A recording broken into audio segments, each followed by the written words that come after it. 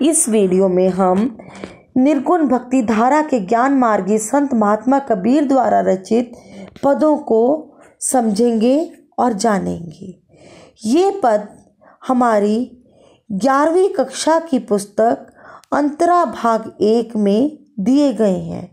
इस पुस्तक में कबीर जी के 2 पदों का वर्णन है। अब हम पहले पद अरे इन दोहुन रहा न पाई को समझेंगे और जानेंगे। इस पद्य में कबीर जी ने हिंदुओं और मुसलमानों से कर्मकांडों और आडंबरों को त्यागने और सच्चे मार्ग पर चलने का आग्रह किया है। अरे इन दोहुन रहा न पाई, कबीर जी कहते हैं, हे लोगों, देखो इन दोनों धर्म के लोगों को कोई रास्ता नहीं मिल पाया। अर्थात हिंदू और मुसलमान दोनों ही गलत रास्ते पर चल रहे हैं। हिंदू अपनी करे बढ़ाई, गागर छुवन न देई।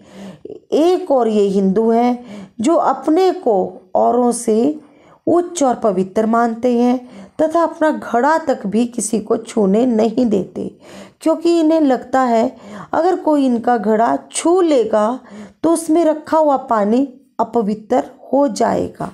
वैश्या के पायन तर सोवे, यह देखो हिंदुआई।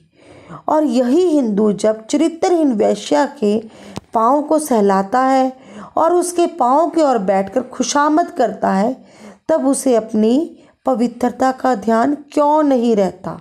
कबीर जी हिंदुओं से पूछते हैं कि क्या उनकी श्रेष्ठता इसी में है कि वह अपने भाइयों से तो छुआछूत का व्यवहार करें और वैश्या के कोठे पर जाने पर स्वयं को अपवित्र ना माने। मुसलमान के पीर औलिया मुर्गी मुर्गा खाई। दूसरी ओर कबीर जी मुसलमानों के आचरण पर व्यंग्य करते हुए कहते हैं कि मुसलमानों के सिद्ध पुरुष फकीर आदि की कब्रों पर मुर्गे और मुर्गियों को चढ़ाया जाता है। मुसलमान उनके नाम पर मुर्गे और मुर्गियों को मारते और खाते हैं। खाला कैरी बेटी ब्याहे, घर ही में करें सगाई। कबीर जी व्यंग्यपूर्वक कहते हैं कि उनके यहाँ मौसी की लड़की से शादी तक करना उचित माना जाता है, जबकि उसका दर्जा बहन जैसा होता है। ऐसे आचरण करने वाले मुसलमानों को भी कबीर ने भ्रष्ट माना है। बाहर से एक मुर्दा लाए, धोए धाए चढ़ाई। मांस खाने वालों का विरोध करते हुए कबीर जी कहते हैं, लोग बाहर से मुर्दा जानवर को घर में लाते हैं और उसे धो पोंछ कर साफ करके चूल्हे पर चढ़ा देते हैं। सब सखियां मिली जेवन बैठी, घर घर करें बड़ाई। जब मांस तैयार हो जाता है तो सभी सखियां अर्थात इंद्रियां मिलकर आनंदपूर्वक उसे खाती हैं और उसका आनंद लेती हैं, और सभी उस पकवान की घर घर प्रशंसा करते नहीं थकते। हिंदुन की हिंदुआई देखी, तुर्कन की तुर्काई। कबीर जी कहते हैं कि उन्होंने हिंदुओं का हिंदुत्व और मुसलमानों का इस्लाम देख और समझ लिया। कहे कबीर सुनो भाई साधो, कौन रहा न है जब हवे जाई। कबीर जी कहते हैं कि उनको समझ में ही नहीं आ रहा कि वे किस रास्ते पर जाएं, क्योंकि हिंदू और मुसलमान दोनों ही पथभ्रष्ट हो गए हैं। इस पद्य में कबीर जी ने हिंदू और मुसलमानों को समान रूप से उनकी बुराइयों के लिए टोका है और बुरा भला कहा है, और दोनों ही धर्म के अनुयायियों से सदाचार पर चलने का आग्रह किया है। अब हम दूसरे पद्य को समझेंगे और जानेंगे। बालम आवो हमारे घेरे। इस पद्य में कबीर जी ने स्वयं को विरहनी आत्मा के रूप में देखा है और भगवान अर्थात ब्रह्मा को अपने पति के रूप में देखते हुए उनसे मिलने की प्रार्थना की है। बालम आवो हमारे गहरे, बालम मतलब पति।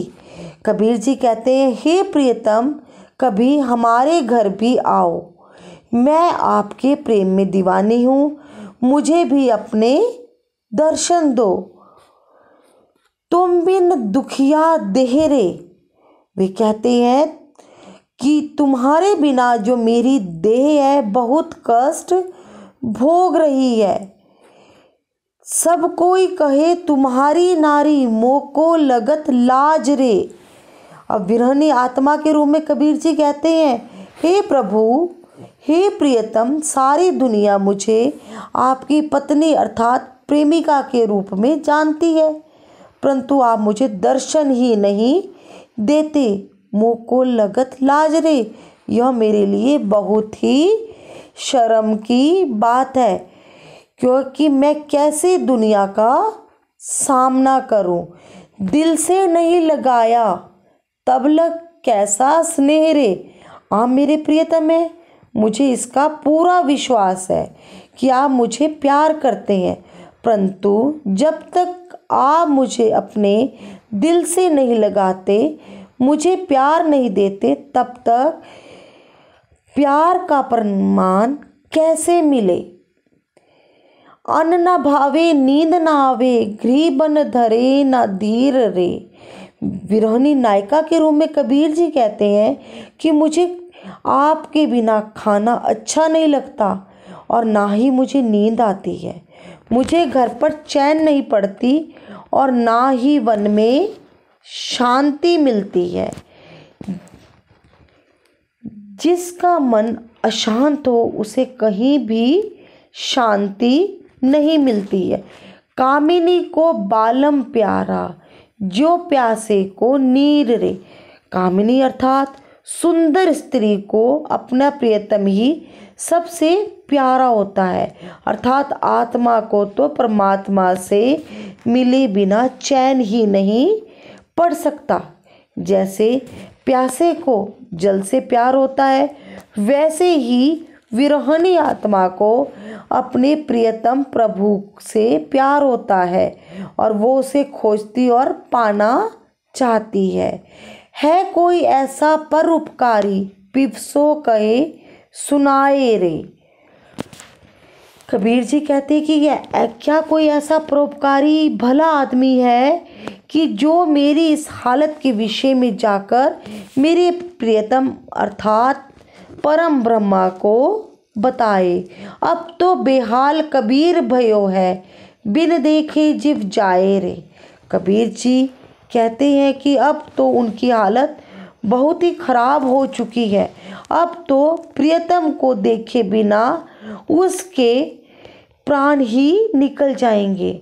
विरह का जो अंतिम दशा होती है वो मरना होता है, और कबीर जी के अनुसार उनकी जो विरहनी आत्मा है उनकी अंतिम दशा पर पहुंच चुकी है, अर्थात मरणावस्था पर पहुंच चुकी है।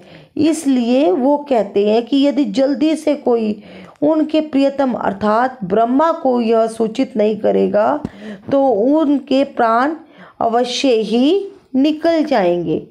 धन्यवाद।